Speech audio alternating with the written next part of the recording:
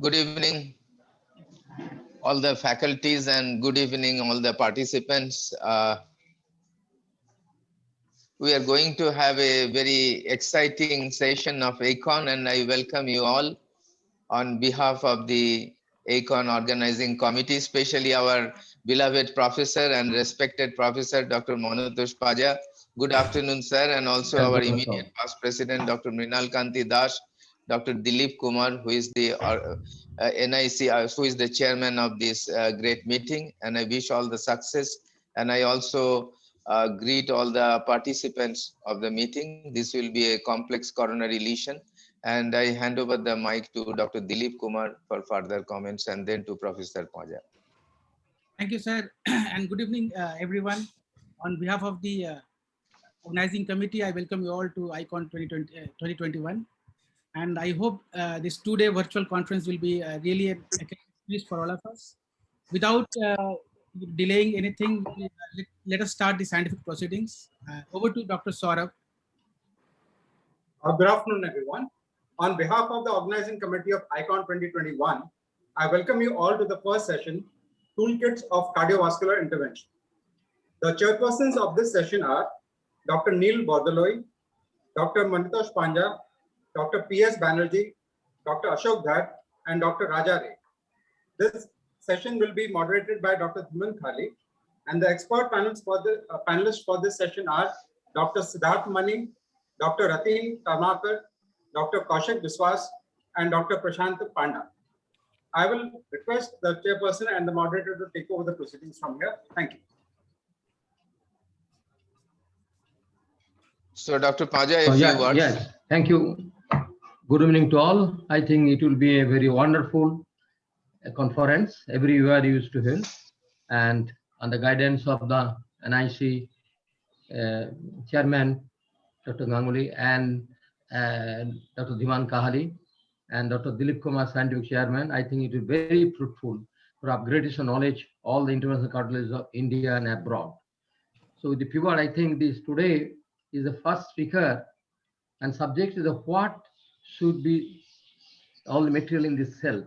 His first speaker, Dr. Sanjeev Rai, he will talk regarding the guiding on choice for intervention.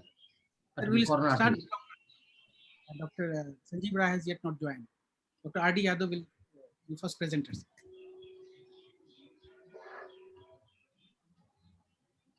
Dr. Pratap Kumar, I think Dr. Sanjeev Rai is not there. The first presenter will be Dr. Pratap. Okay. So, Dr. Pratap Kumar is very dynamic intervention cardiology, a special interest on CTO, total occlusion of the coronary artery disease. And he is very dynamic in India, particularly with reference to the CTO. And he'll talk on the CTO tools, kits essential for the preparation for intervention on CTO lesion. Dr. Pratap is very dynamic, as particularly he with the national, international reputations, and used to hold the every year one conference in CTO club. So Dr. Pratap, please. Thank you, sir. Thank you for the nice words, Yeah. sir. Am I audible? Yes, audible and visible. Yes. The CTO toolkits, actually, the tools needed in CTO are such sheath, guide catheters, Y connectors, guide extensions, microcatheters, guide wires, dissection at re-entry equipments, snares, uncrossable and undilatable lesion. I will just tell for 1 second, and then we will just touch upon the complication management. So the sheath are actually can be femoral sheath or a radial sheath. Usually femoral sheath are, we can take a long sheath, and disadvantages are it straightens the iliac vessel tortuosity if you are taking a long sheath. It facilitates the guide catheter and the wire manipulation and reduces the risk for the guide catheter kinking. Disadvantage is actually increased risk of thrombosis basically within the longer sheath.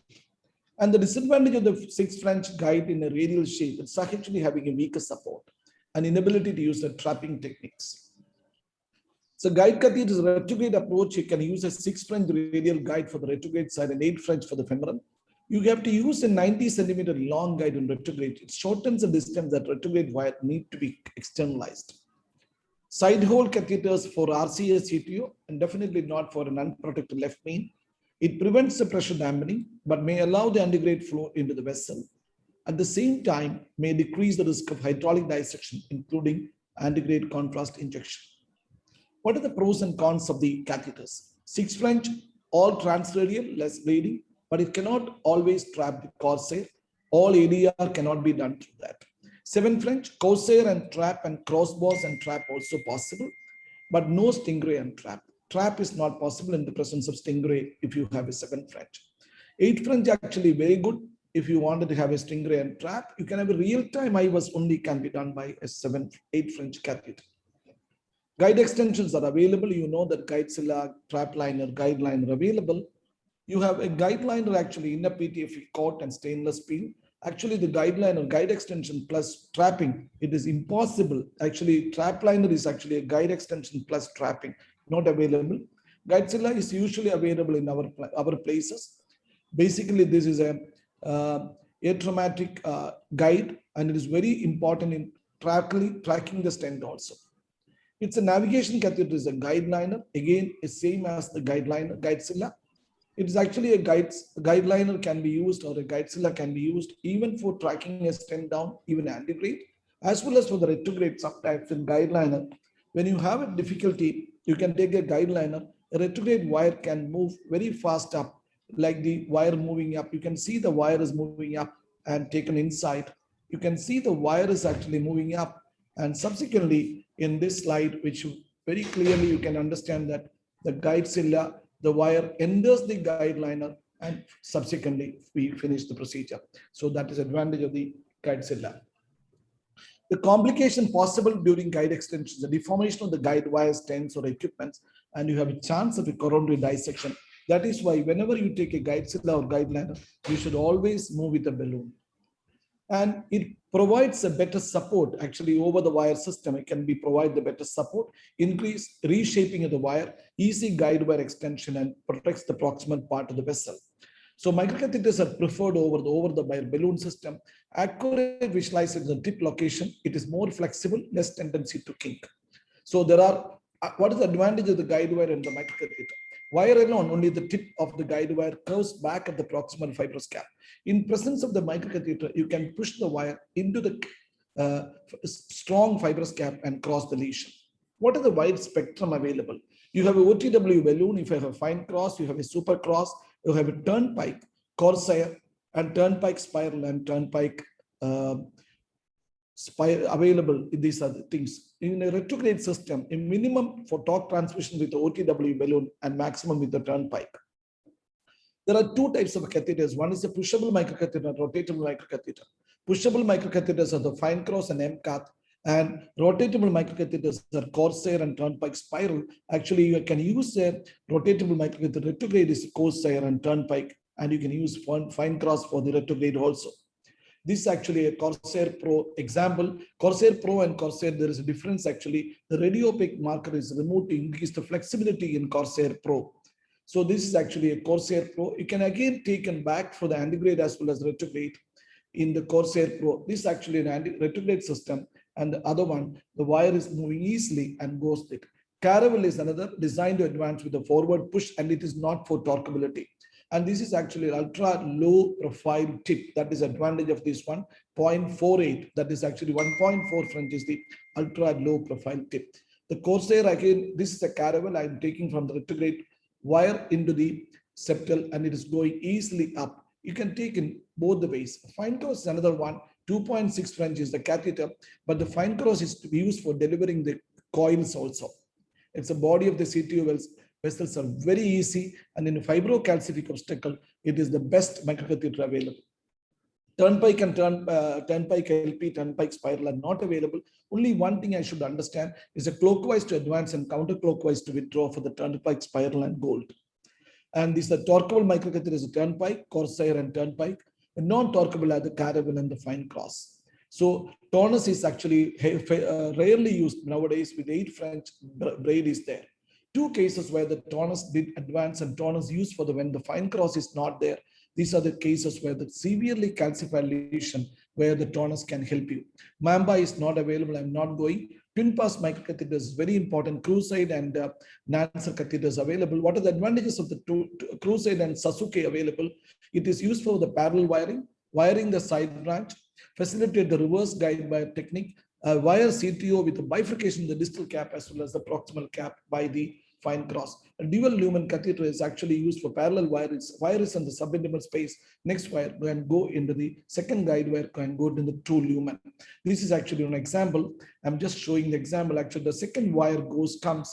You can see the wire is coming down and now crossing to the CTO segment. This is actually the second wire. This is a parallel wire technique by the help of a Crusade.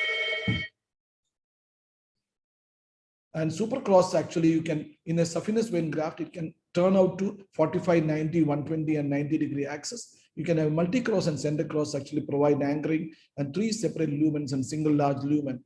Guide wires, actually, you should understand the polymer jacket as well as open coil wires are available. Straight wires and tapered wires are available. From XTR up to Confianza Pro, greater wire numbers are there. A bend is also important. Microchannels present. XT is penetration wires are Congress Pro 12 or Gaia second. Tortuosity means you have to use some other different wires. And this is the technique you can use XT for the course of the occluded vessel. If there is no course, it's actually not clear pilot. Otherwise, you have to use the Gaia second wire. Reticulated closing sign wires are used. Whisper to Confianza Pro are the wires. Knuckle wire, it can be used only 2 wires, XT and pilot. Some people use even the Gaia second wires. These are the wires for the externalization. RG3 is the major wire used. So I'm not going into the details because there is no time. The antegrade wire is in the subintima, retrograde wire is in the intima. So the antegrade wire is intervention attempted, failed, dissected in the proximal segment. So we are taking the wire back. Actually, we tried Gaia second, failed, Cyan failed, Miracle tried, failed, but finally the Congress Pro endured. It's a single catheter retrograde intervention. So snares are actually used, retrograde wire. Snares actually need to capture the retrograde guide wire into the antegrade catheter. Uncrossable and undilated lesions there are 3 things available. You can use a balloon, laser, atherectomy, and cutting balloon. This is actually wire crossed antegrade, but no microcatheter, including the Corsair and Caravel, did not cross. Retrograde wire, no wire crossed antegrade. What we did is actually we did a rotablation in this case and 1.25 rota antegrade to the diagonal. Finally, we finished the procedure like this. We have done 7 cases with retrograde this rotablation in CTO. And this is another case, completely blind passage of the wire, exchange 1.25 rota stent. Covered stents, coil, and actually this management is sent in the circumflex to be used. It's 1.25 in the rota. So finally, what really happened is actually complication management. You should understand we can use a covered stent, coil, and pericardiocentesis tray. But actually the perforation management is actually like this. We have to inflate the balloon to occlude the vessel. You can use intravenous fluids and prasas, pericardiocentesis hypotension there, and notify the surgeon. That is a universal algorithm for any coronary perforation. And the persistent extravasation is there. Monitor the patient, no. Treat the patient. Large vessel perforation, you can use a covered stent or a prolonged balloon inflation. That is the way we always go for. And distal vessel perforation, you can use embolize with a fat, coil, thrombin, even actually gel form you can use, and covered stent only for the branches you can use. Overview of the management of coronary perforation is like that. Balloon inflation, actually should understand one important point. It should be size of the same size as the vessel and should be semi-compliant. Number 2, it should be inflated no more than 8 to 10 atmosphere and it should be kept for nearly 8 to 10 minutes. Embolization, you can use all these materials and covered stent usually available is the graft mask and PK papyrus. And thank you very much, sir.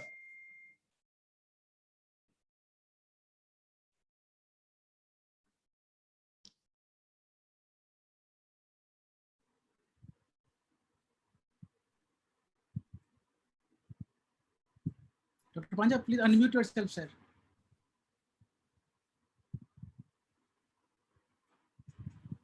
Okay. So on the Dr. Das, any comment on the other chairman, Dr. Neil?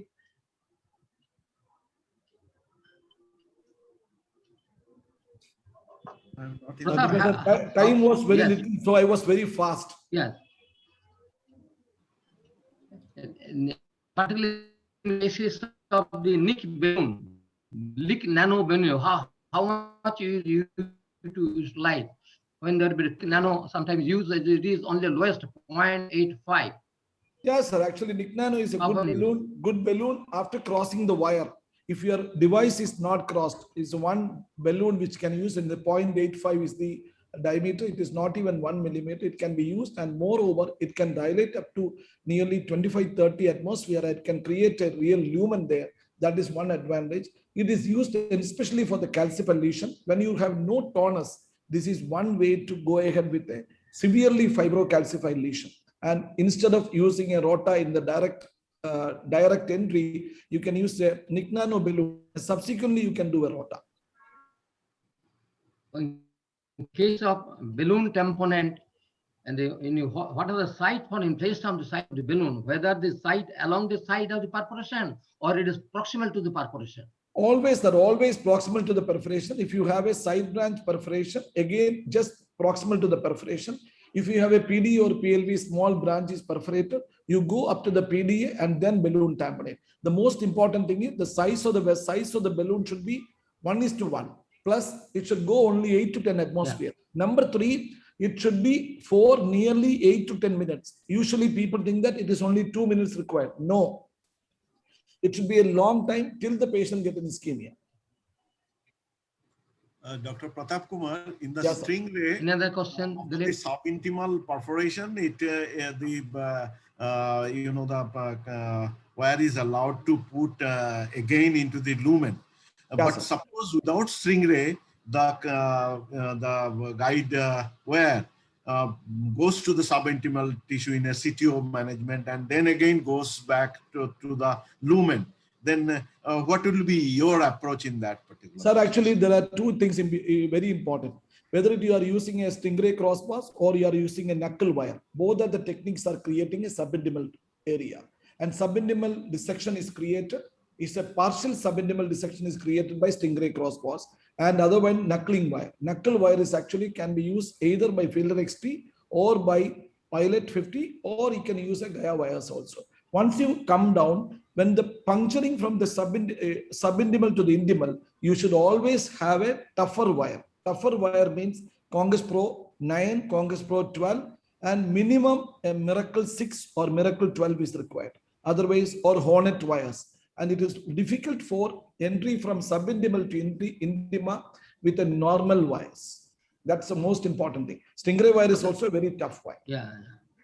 Pratham, another last question I am to ask this thing. In cases of the particularly subintimal approach, particularly when there is great hematoma, the cloudy opacity, ultimately you have crossed the re-entry also. So in that case, you put the stent. In my case, last year I got the problem, the huge hematoma, cloudy opacity for the whole artery. Of course, the distal artery re-entry.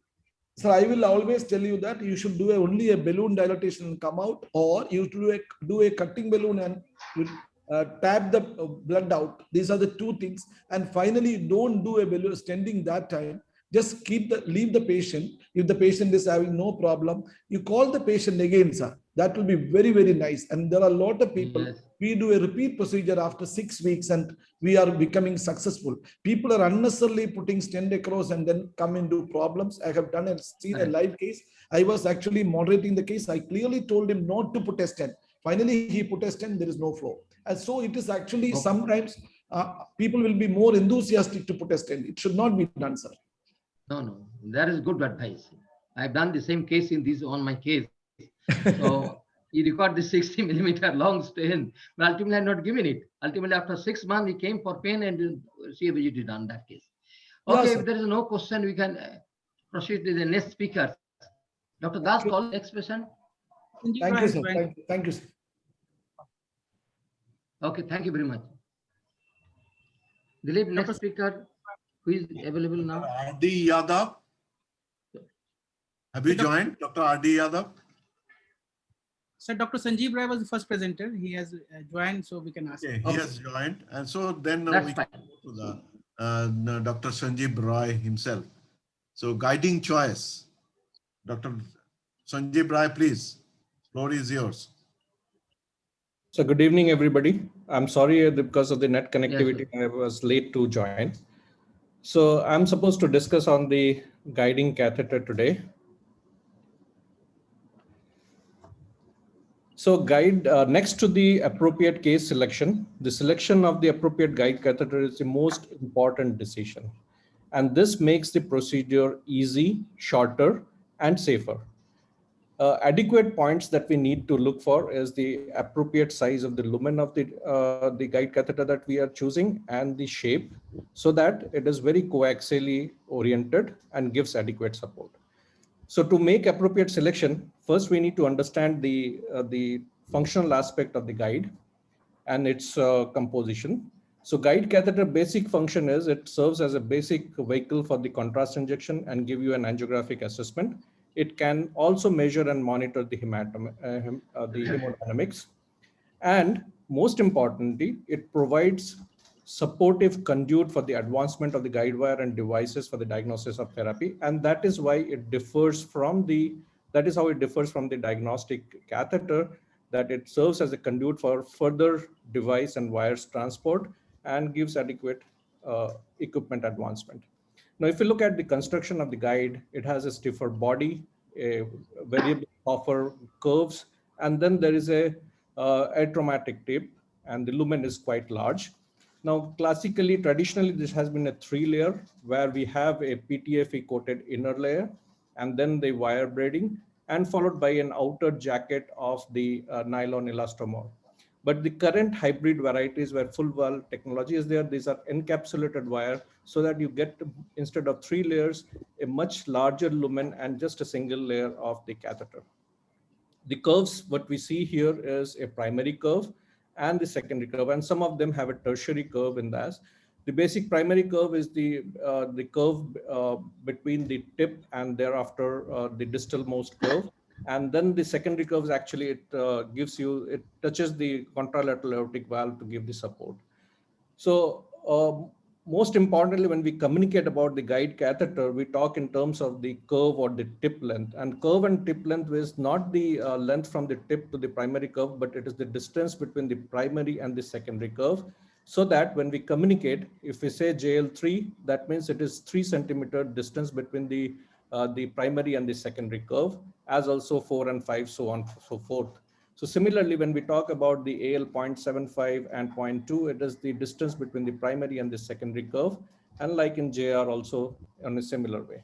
Now, why it is important to understand about the curve or the tip length? Because if we, according to the size of the or width of the aorta, if we use a shorter curve, the guide is going to fold on it. If we take a wider one, it will prolapse into the cusp. So we have to have an appropriate size of the curve so that the guide sits coaxially on the lumen. The size of the guide catheter is typically expressed in terms of the French, which is the outer diameter, and then we have the inner lumen. The outer diameter here is displayed at the hub. And there are various guide makes. What we need to understand is the lumen size of each guide that you are more comfortable and familiar with, because this lumen size will ultimately decide on what kind of device you are using. Does the size matters? Yes, because smaller guide means smaller puncture, small vessel axles, you can easily go through the radial and brachial. We can have a deeper engagement. But on the negative side, it reduces the support, reduces the visualization, torque, and obviously limits the size of the device that we are going to accommodate. On the other hand, the larger curve, they increases the support visualization, facilitates torque, use of more torque and use of more balloons and devices. Conventionally, it is 100 centimeter. Shorter will be needed, in particularly in the retrograde system where you might need to shorten, but it is easier to shorten. But more importantly, we need to have a longer lengths, because you can always use that for a mother and child technique. So there are techniques on how to shorten the guide catheter. I think I'm not going to discuss that today. But here, if you look at the support differs entire the course of the catheter, right from the safety zone where it is very, soft, nearly about 150 gram of support, while in the proximally, it is more of the push and torque zone. Here, the support is nearly about 450 gram. So we have more than 250 varieties of the guide catheter. Which one to choose? That depends on what coronary system you are using. No two anatomies are same. There are different builds of the patient, and it also depends whether we are using a femoral or radial approach. And it also depends on the anatomy and shape of the aorta, the origin of coronaries, lesion complexity, and devices. Femoral, it is much easier, but there are vascular complications. Radial, steep learning curve, smaller vessel, more difficult to manipulate, but less bleeding complication, although there are sometimes challenges of the loops. So when we use the guide catheter, usually most of them are designed for the femoral. So in femoral, we have only one area of resistance. So it is easier to use the same catheter through the left radial because it will have only single area of resistance. While using the same catheters through the right radial, it meets two resistance points. So manipulation can result in the kinking of the guide. So width of the aorta, I mean, according if it is a normal aorta, we can use, let's say, for example, JL4, JL 3.5, but it is a narrower, we need a shorter guide. Then again, the takeoff also depends, according to the takeoff, we also choose the guide catheter accordingly. But most importantly, we must look for the coaxiality and adequate support of the guide catheter. Side hole, yes, there are preformed side hole, but actually it's a false sense of security. And if at all needed, particularly in some of the CTO cases that we need, we can always make the holes in the lab. So how to choose the shape? It all depends on whether we are going for a femoral approach or radial approach. For the femoral approach, conventionally, we use, if the normal size aorta, a JL curve. For extra backups, we always need to be prepared. And these are some of the extra backup catheters, as you can see here, which we need when we are using more complex cases, longer lengths, we need more backup.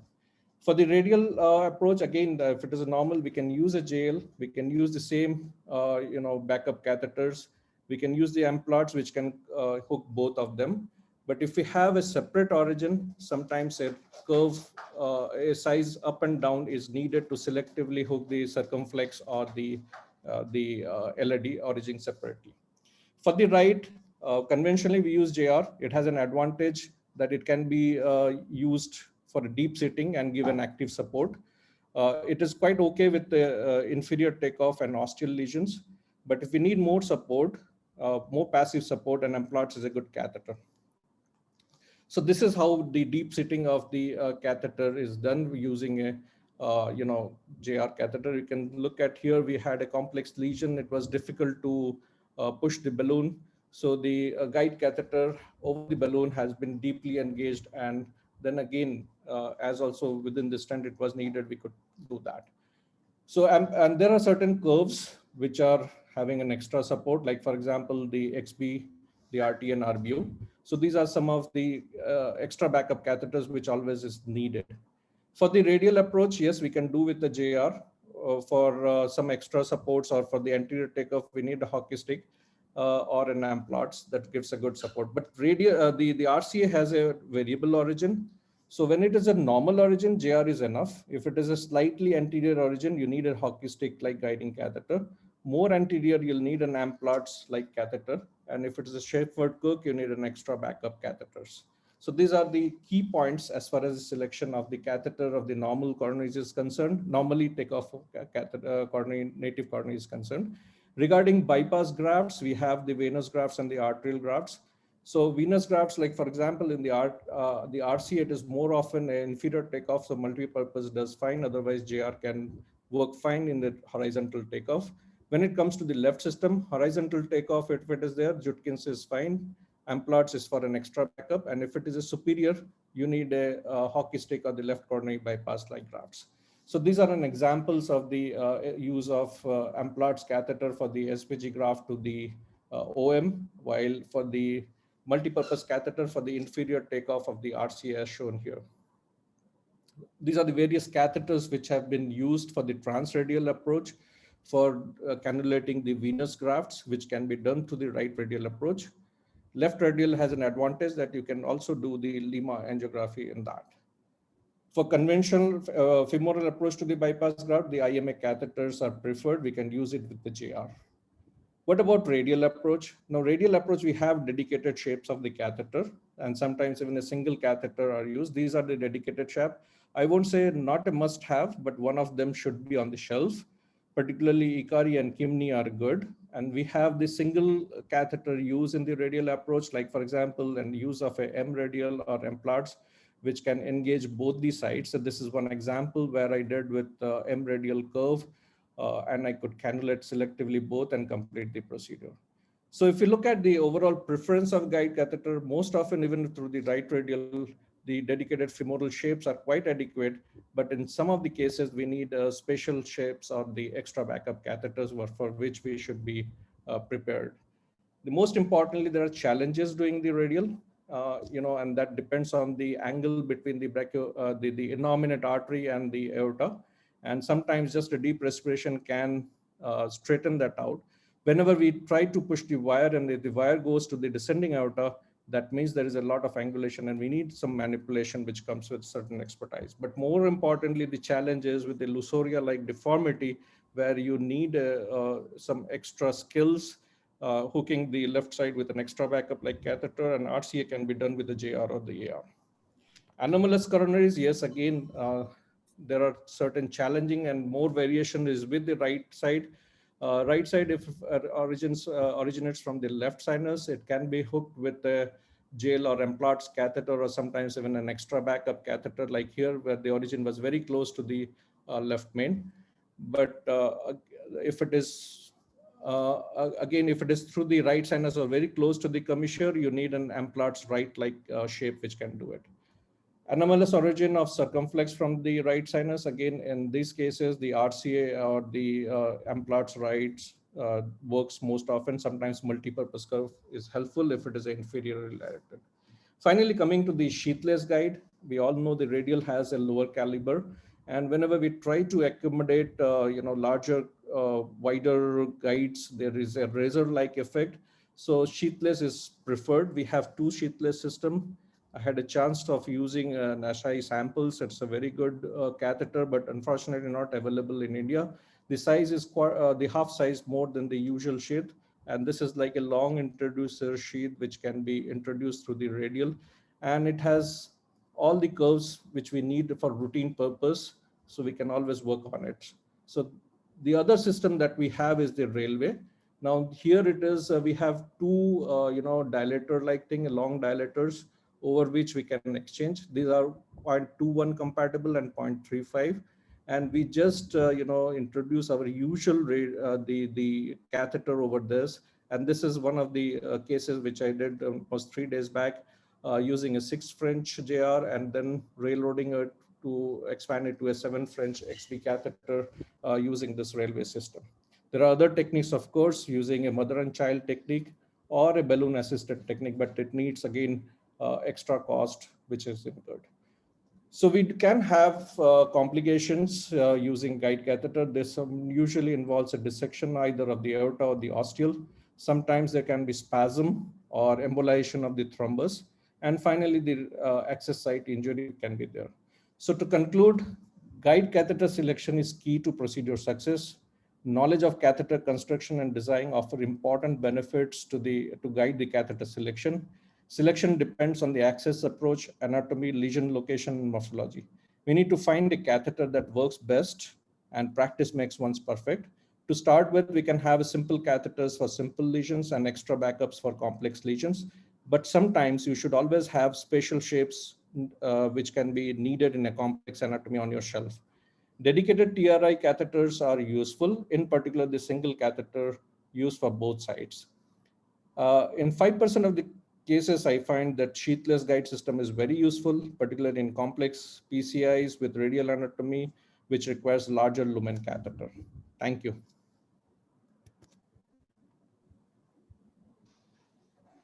Thank you, Dr. Rai, for your wonderful exposition of the subject. Really, you have told everything over guide catheters, and it was excellent proposition of the subject. And regarding the Ikari catheter, can you tell a few words regarding Ikari? What should be the indication of Ikari? Well, if you have if you have a situation where you need an extra backup, and if you have the origins like a Shepard-Cook-like or even a CTO like lesion, now this is a very excellent curve which takes quite good support from the aortic valve. And I find it quite useful. I mean, in such situation complex with particularly a Shepard-Crook-like, very tortuous RCA, where you need a very extra support. It's something like an XBRC also, which you have. Yeah. But the only thing is that XBRC is a dedicated femoral catheter which we are using in the radial. Yeah, Here absolutely. it is dedicated and less chances of kinking because it takes quite the shape which is very much meant for the right radial access. Radial backup catheter, so right and left radial backup catheter is very useful also when the trigger are not available, not fit with the origin. Okay, Sanjeev, very excellent presentation once again. Now, next speakers, Dr. Ardi Yadav is a professor of electrophysiology, Badra Hospital. And very, very dynamic interventional cardiology in Delhi. Yes. Sir, thank you. Good afternoon. So my topic is embolic materials. Let's see. So historically, the first agent used for embolotherapy was autologous blood clot. This was easily and quickly obtained and was inherently be biocompatible. The drawback of autologous blood clot is that as the body's natural clot lysis dramatically limits the durability of the occlusion and recanalization can recur within hours to days. Silk threads were also historically used as embolic agent, notably in intracranial vascular malformation. Today, with the advent of modern liquid and particulate materials and coils, hardly use these materials.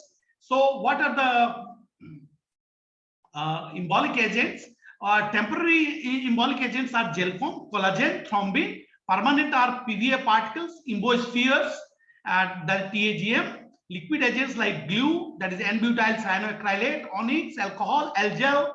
Others are amplatzer vascular plug and other vascular plugs, detachable balloons. In the coils, there are pushable coils. You can inject of the coil by after loading with the microcatheter or usual catheter. Then there is a detachable coil which can be detached with a mechanical way or with the electrical way or the hydrolytic way. So these are the same. Gel foam, which is the most commonly used one.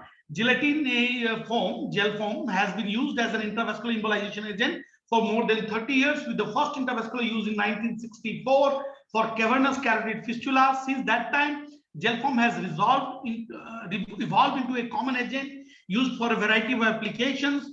Use of gel foam is now off-label for embolization, but its use is within the standard of care. Gelatin foam is a biological substance made from purified skin gelatin. It is available in sterile sheets and as a powder comprised of 40 to 60 micron particles. And we can take a sheet and then scratch it and put into the contrast and then inject into the defined artery which we want to block or a vein, whichever wants to block. And this is the package of gel foam which is available. Make a glue and then after mixing with the contrast, you can make a small particle and inject to through the microcatheter as well as through the catheters and diagnostic catheter. PVA particle, that is the polyvinyl alcohol particles, was used in 1974 in the form of a sponge. Now it is in the form of particles, and the particles are filtered with the seams and are available in sizes ranging from 100 microns to 1100 microns. Other companies are making now 40 microns, 40 to 45 microns to 1200 microns. And because of method of preparation, PVA particles are slightly irregular in size, shape, and having difference like this. You see, PVA particles are what looks round is not round. If you see in the microscope, it's a different shape. And one is from Boston, it's called Contour. Another one from the Madrid, and different sizes goes with the different micro catheters and different diagnostic catheters. So usual we use is 300 to 500 microns and goes with your usual microcatheter like Progred microcatheter from Thermo, or even your newer microcatheter from Renegade like this. You see 45 to up to 500 you can use Renegade or Direction torqueable microcatheter. Renegade is 18 microcatheter you can use, Renegade STC you can use, or bigger sizes you can use Direction high flow microcatheter, or you can use even your 3 French diagnostic catheter as well. And for 700 and above particle, you have to use diagnostic catheters. These are the medical different sizes arises from 45 microns to up to 1180 microns. That is 1200 micron is available. Another one is called the Embospheres, that is the TAGM. Use of tris-actyl gelatin microspheres was approved for uterine fibroid embolization in 2002, and its sizes is available again 40 microns to 1200 micron. Embospheres are packaged in 20 ml pre-filled syringes containing 2 ml of spheres in saline. Embospheres gold particles are colored for visibility, and it can be, this is the pre-filled Embospheres microspheres, comes with the pre-filled syringes. You can use for prostatic embolization and for other uterine artery embolization. You can inject through the Swift Inja microcatheter. This is the Embosphere package which is available. Embospheres microscopically look round, is not like your PBA particle. And another one is the N-butyl cyanoacrylate, which comes in the Nectacryl, Histacryl, Trufil, many names it comes in the market, was mostly used by the gastroenterologist for bleeding from the esophageal varices. Another one is Glubrand 2, and it's a synthetic glue that was approved by the FDA in 2000 for cerebral AV malformation. Nowadays we use in many places. It is supplied as 1 or 2 G tubes of NBCA of 10 ml ethiodized oil and 1 gram of tantalum powder, which are mixed together to immediately before use. Ethylene vinyl alcohol, that is called EVOH, that is the onyx. First described, it's a costly material for embolization for AVM, particularly intracranial AVM in peripheral vessels as well. It was first described in 1990. Onyx is an elastic polymer composed of ethylene vinyl alcohol, copolymer dissolved in dimethyl sulfoxide and mixed with micronized tantalum powder. The name onyx is reference to the onyx stone, a dark colored gem mainly found in Brazil. Onyx is a liquid embolic agent that was granted approval by the US FDA for the treatment of cerebral AV malformations. And here we use a microcatheter which breaks spontaneously in the distal part. In France, Onyx is currently approved for and reimbursed in some peripheral applications like AVM, type 2 indolic of the after EVAR. And this is available in the package, that is Onyx, and the DMSO, that is dimethyl sulfoxide, and it is mixed in this machine and then it is used, and it's a costly device. Now in the coils, Gyan Turco et al. Designed and described the use of coils for the embolotherapy in 1975. The original coil was 5 centimeter curved segment of 0.038 inch guide wire. Later wool strands were attached to the coils to increase thermogenicity. The original coils were only compatible with the thin wall, preferably Teflon coated 7 French system. Nowadays it can go with the micro catheter, 0.014 inch diameter micro catheter, and treatment of AVM was among the first used described. Now mini coil can go with the 5 French system. There are nowadays we have fibered coil, non-fibered coil, and pushable coil and detachable coil. You can push without any detachable system, and another one you can detach according to will. If you think it's not in the proper place, you can take out and reposition. Then another coil is called hydrogel coil, which increases in size on coming with the blood by 30% to 40%, and it gives perfect sealing. These are the 3D shape of the coil, 2D diameter of the coil, helical coil. These are different shape. It takes. It's not. Okay, these are pushable coils from the Boston, having fiber attached to it, and these are different shapes, 3D helical, that is like tornado, and somewhat like ball-like ellipsoid, and straight, different sizes, different length. 0.018 inch pushable coils are available, and 0.035 inch pushable coils are available. All are fibered and 7 to 9 centimeters from the Boston, and these are the Boston different shape. This is the coil from the Thermo, both detachable, that is pushable, that is detachable and pushable are available, out of which you can have 0.018 inch goes through the microcatheter like Prograde, and 0.035 inch goes with the your diagnostic catheter. So these are the all different hydrocoil, and hydrocoil, it swells and it increases in size, and again for detachable and non-detachable varieties from Thermo, and these are the 3D coils. These are, you can This is the detachable system where you can use electrolytic or you can use the lock system and unlock and detach the coil. The coil is called the Azure coil in the by the Thermo, and Azure detachment system is available there. So these are the sizes available. This is the coil from the Cook, which is again Nestor coil, Tornado coil, Emery coil. Emery coil is we use quite a lot, and Nestor we use quite a lot. Hilal coil is also commonly used, and Retracta coil is detachable coil where you can detach on your will, and sizes are available from 0.018 inch to 0.038 inch. Most commonly we use 0.018 and 0.035, and intracranial we use the 0.014. And Retracta is a detachable coil where it is attached in a screw with a pivot coil, and you can go and detach with the this rotator, counter rotating, and you can detach it.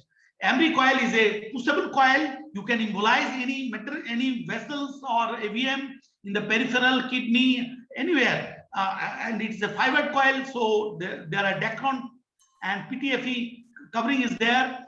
Emery coil is another coil which is again PTFE coil. And there is a Nestor coil which comes up to 14 millimeter size in diameter, even 20 millimeter diameter size, and length is 2 to 20 centimeter in length. So large vessel aneurysm, you can close it in the periphery by using this, and it is both available in 0.018 and 0.035. We use it at a lot, particularly if large aneurysm is there. Tornado coil you can use also. It's again pivot coil, and different sizes are available. Diameters is up to 3.2 and 10.5. That is 5 is small diameter, 2 is small diameter, 3 is bigger one. Length up to 12.5 centimeter. Again, two varieties, 0.018 and 0.035.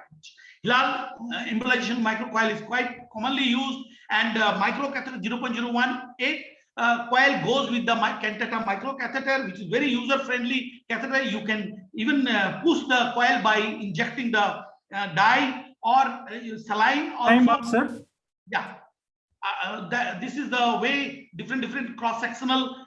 That's all finishing within a minute. These are the all different types of coils available for embolization in the brain, or these are the different microcoils are available. Axiom coil from the Medtronic, which is called, and then large like paravalvular leak or some abnormal vessel. If you want to occlude, you can use Amplatzer vascular plug of Amplatzer vascular plug 1. Sorry.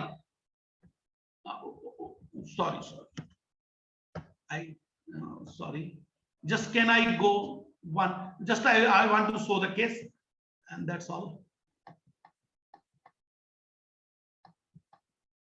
So now I will show you one case. Sir, we have run out of time. Just one case. This is one patient having GI bleed. Just I will show one case, just where you can use. So this is a aneurysm from the gastroduodenal artery. Daughter aneurysm, quite large, 6 gram hemoglobin. When he came, we put gel foam, but it didn't work. So we put coil, and what happens? The coil got dislodged. Yeah, we put coil. That time hemoglobin went up.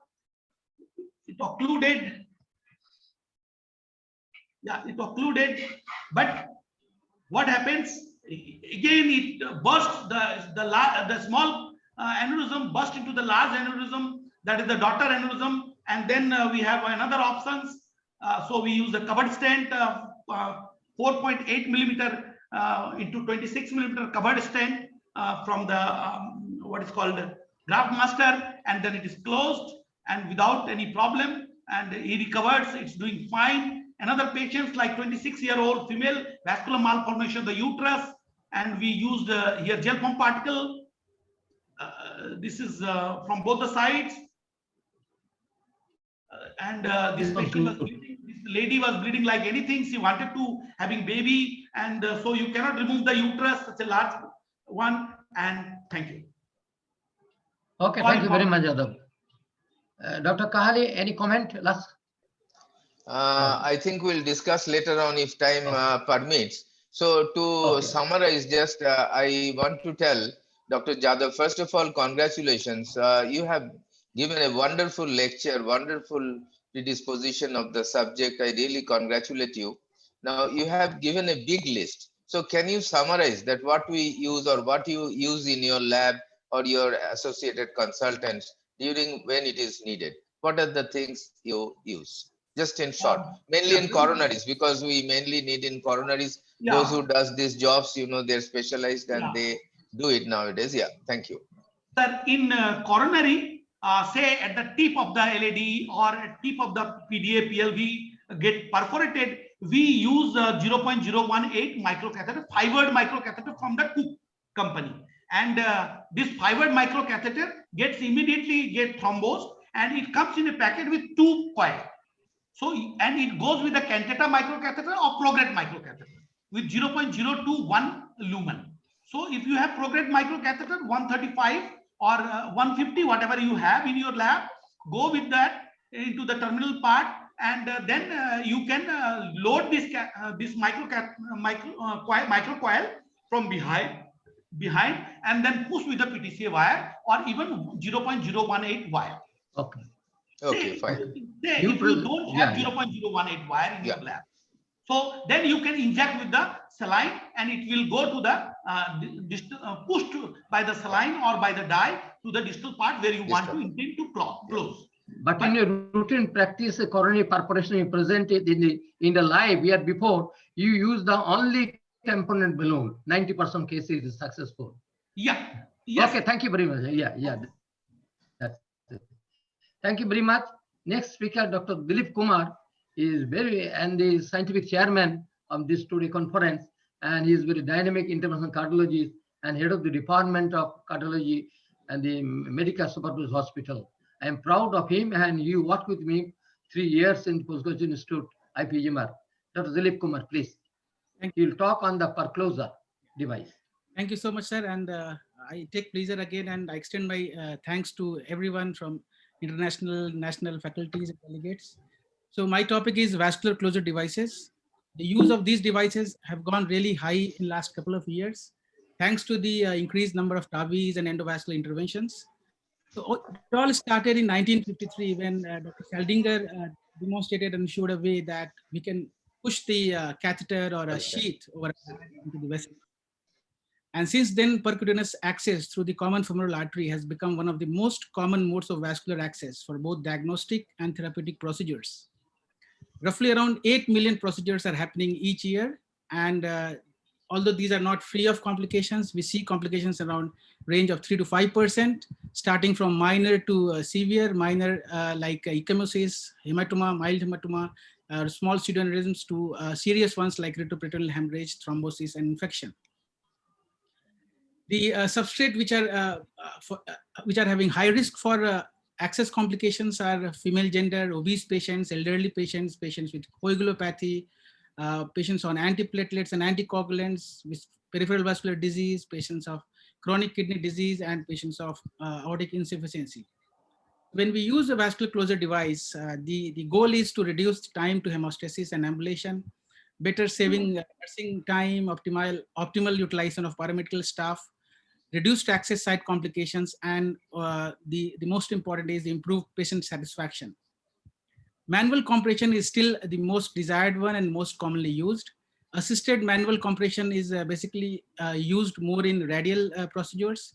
Hemostatic patches are not much in use nowadays. Coming to vascular closure devices, like large bore access vascular closure devices are a must.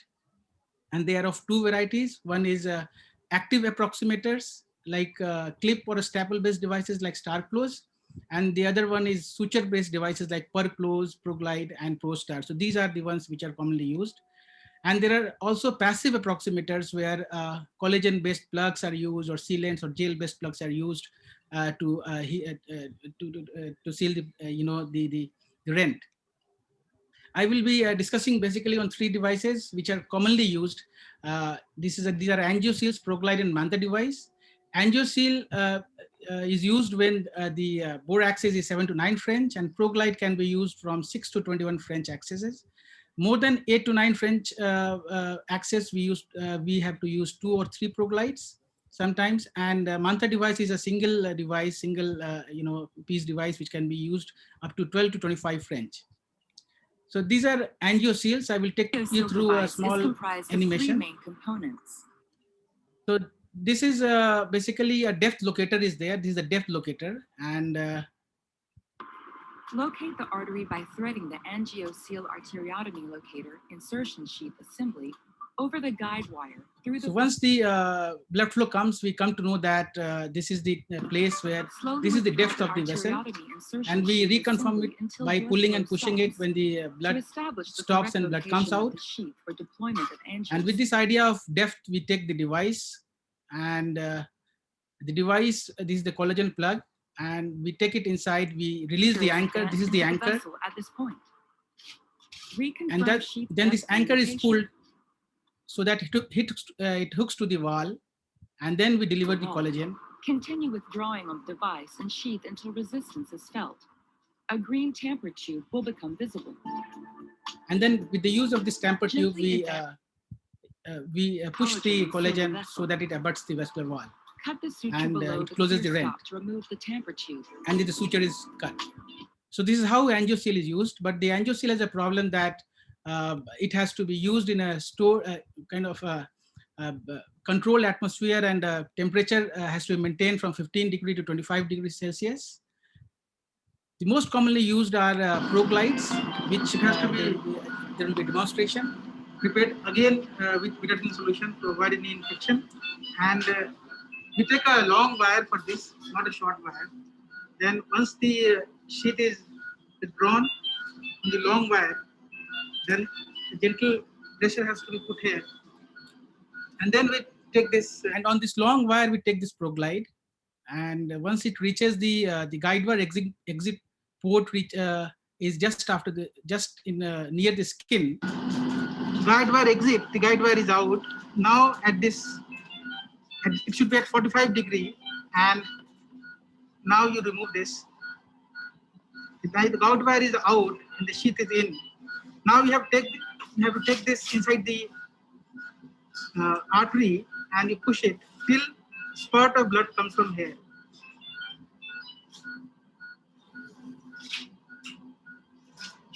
So you can appreciate spurt of blood is coming.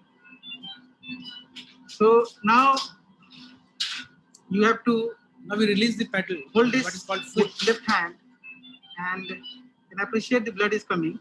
And then you open the hook and you withdraw till you get a resistance here. And then with holding device here, you can push the needle down, and you get a click sound here. And once you have pushed with this, needle goes in and it catches the suture, and then you remove and then you cut it till it becomes tensed. And once after this stage, you have to again release the hook. So you push it little down, you release it, and then you start withdrawing this. So once we withdraw, we can hold the two sutures which comes out from there, and we hold the longer one, that is the blue one. Other one is with the left having a, and then we take the knot pusher over the blue wire. So this is the knot pusher, and we take over the wire, and you can push you can maintain a gentle pressure here so that the hemostasis achieves and gets achieved. It takes some time, and the knot goes in. And after some time of 30 seconds, 1 minute of pressure, you have to cut the suture with this bleeding knot. You have to take the after device on 30 seconds, 1 minute. You can take it out. And so now we have to take on both the wires, and then you have to cut it. And now you have to take it both.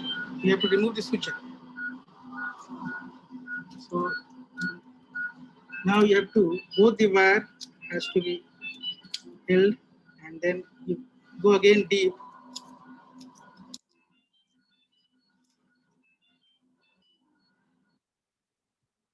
And then you cut cut this, red cutter. So you can appreciate there is no bleeding. The small bleeding will. So this is how we use ProGlide devices, and sometimes in TAVI or larger endovascular procedures, we use two Procloser devices, two ProGlides. And this is the most frequently used device. StarClose is a clip-based device, not much in use. And this is the Manta device, which works exactly on the principles of AngioSeal. The only thing is this device is larger and bigger, and it can the device can take care of rents up to 21 to 22 French. So coming to meta-analysis, how does it work and how much efficient these devices are?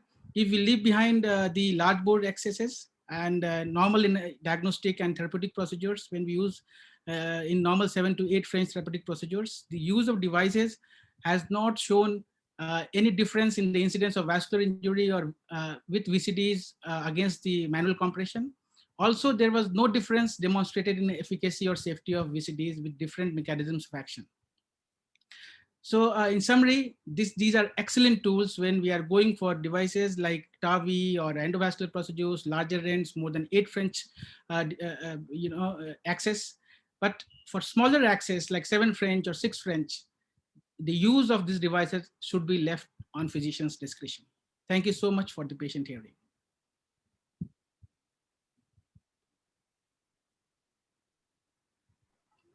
Dr. Kumar, very excellent demonstration and your experience. One thing, any comment from Dr. Mani is not there? Dr. Mani or Dr. Neil? So any comment from the others, Dr. Kali and Dr. Das? Yeah. First of all, congratulations, Dilip.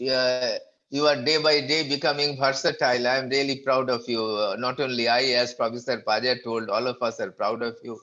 And really, you have given a very good lecture and a wonderful exposition of the subject. And you have also finished in time. So now in the era of this, TAVI, we increasingly are seeing the use of ProGlide because it costs more. So we don't use in coronaries, the smaller one.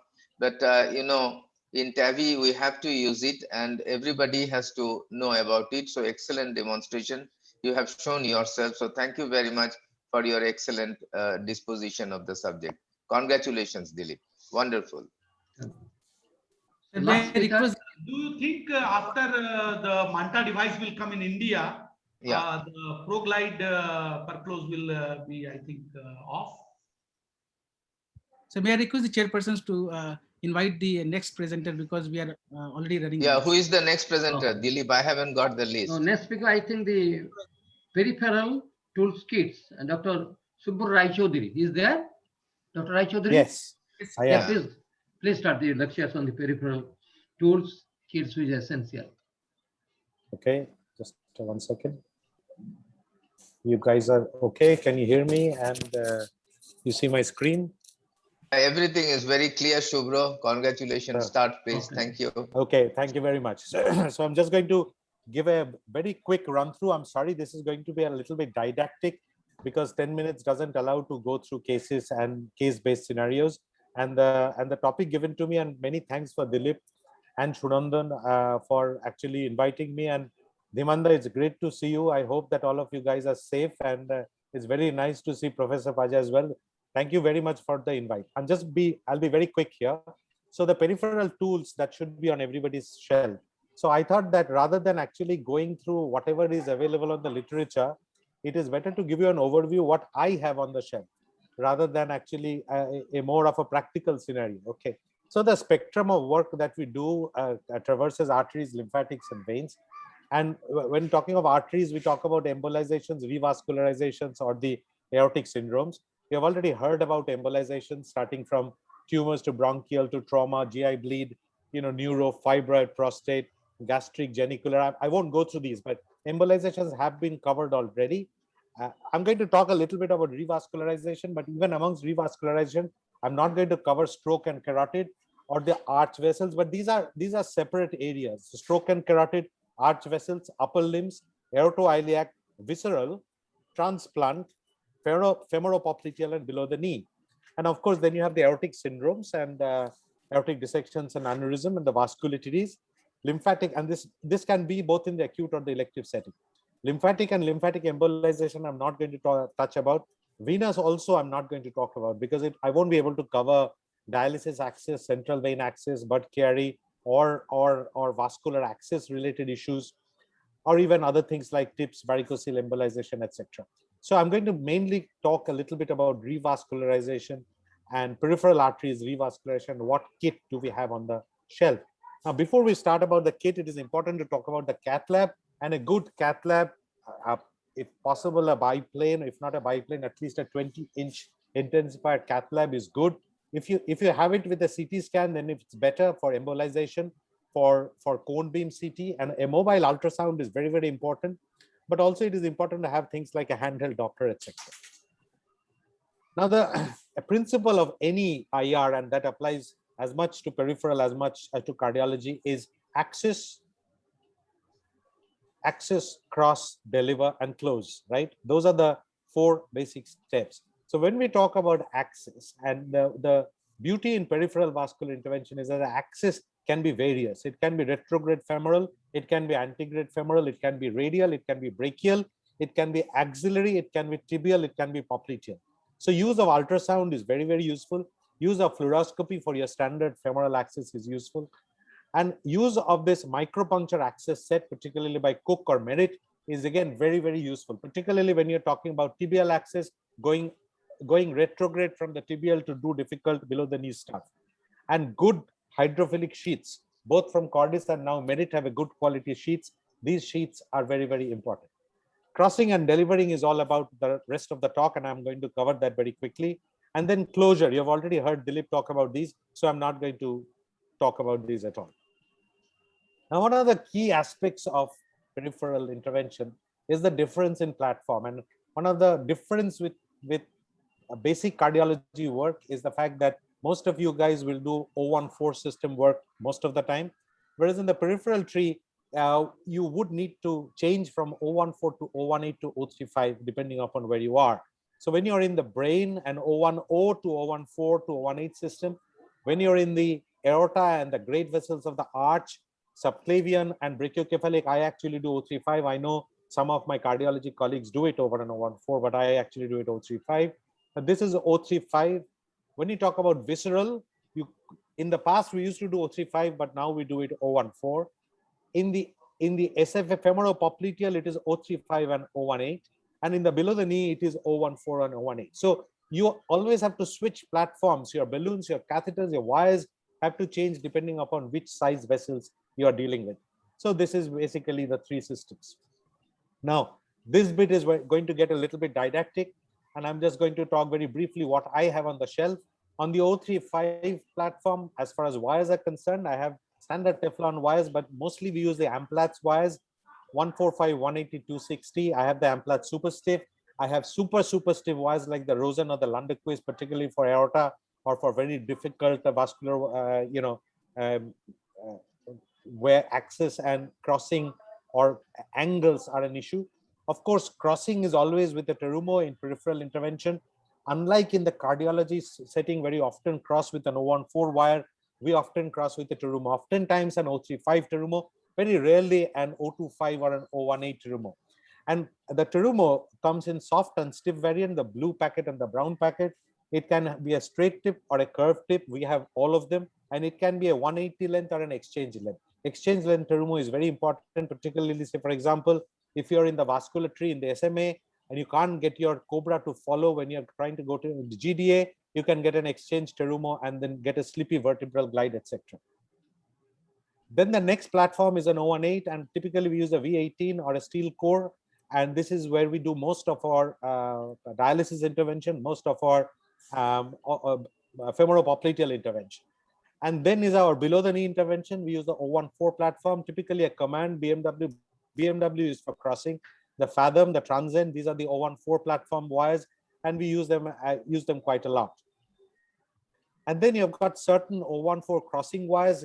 In cardiology, heart, you're quite used to these, the weighted wires. We will occasionally use this, particularly if the crossing is anticipated to be intraluminal rather than subintimal. As far as catheters are concerned, the main catheters, of course, the 035 catheters, MPS, straight, Picard, it's listed all in there. I think vertebral glide is not listed there. So the glide catheters are separate and they are also used quite often.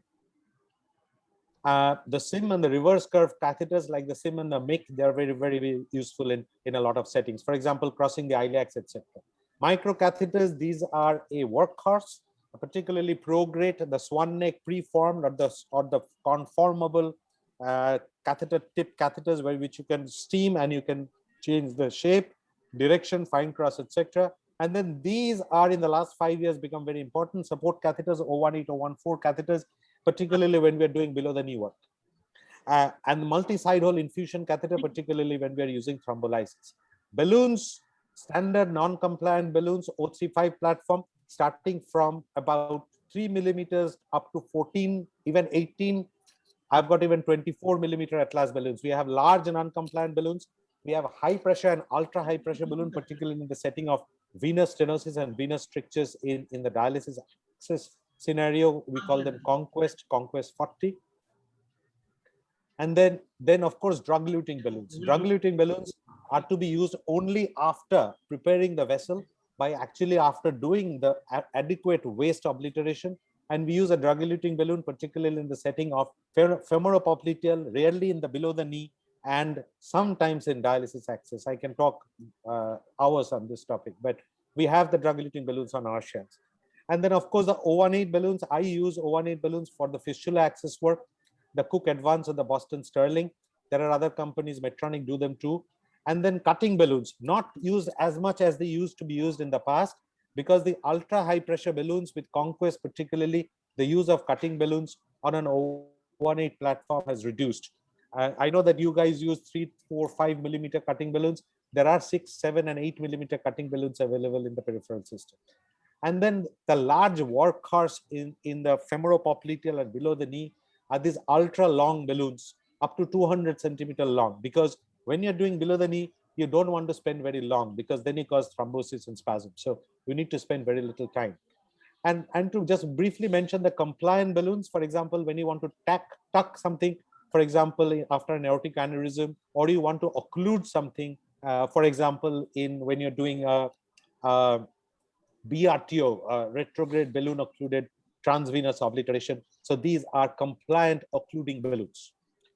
So, and then lastly, coming to stents, of course, the 035 platform stents, again, from 4 millimeter to 24 millimeter.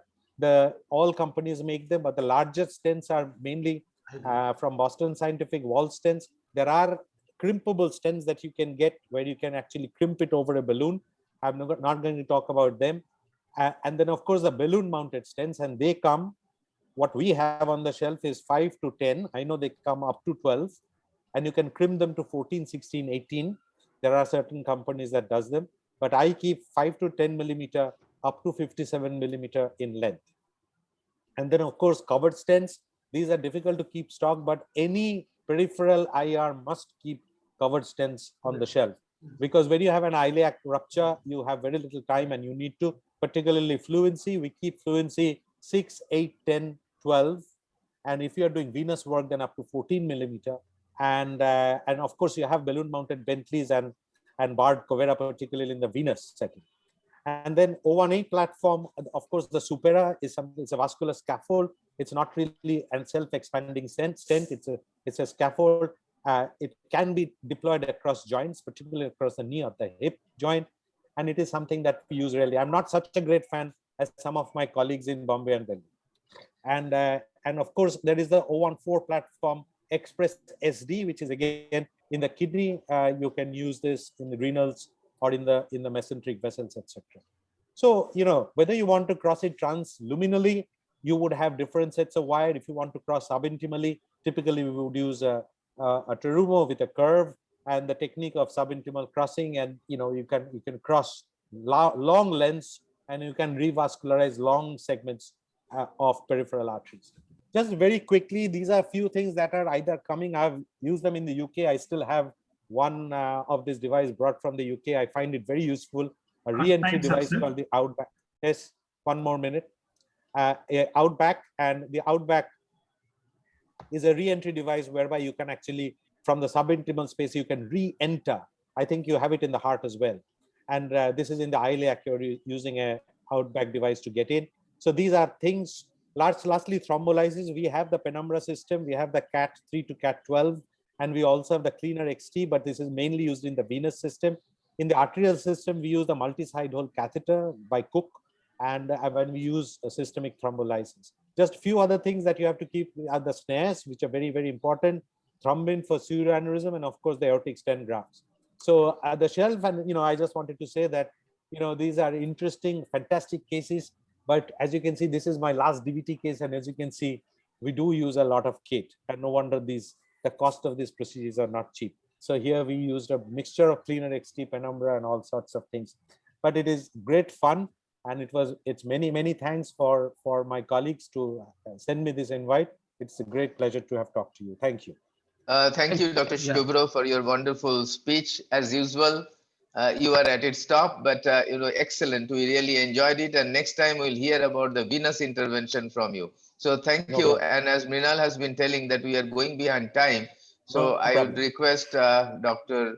Dilip Kumar to conclude the session and then call the next session.